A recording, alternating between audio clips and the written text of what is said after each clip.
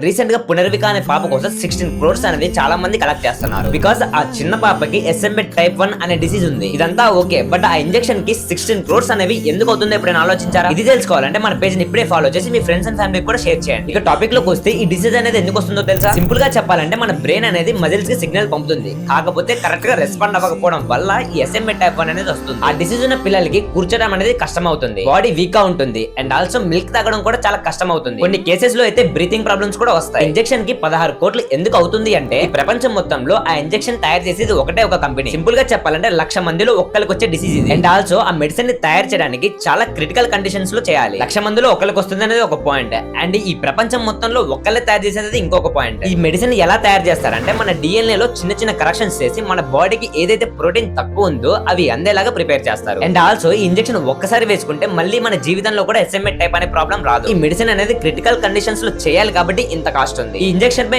మీరేమంటారో తప్పకుండా కామెంట్ లో చెప్పండి.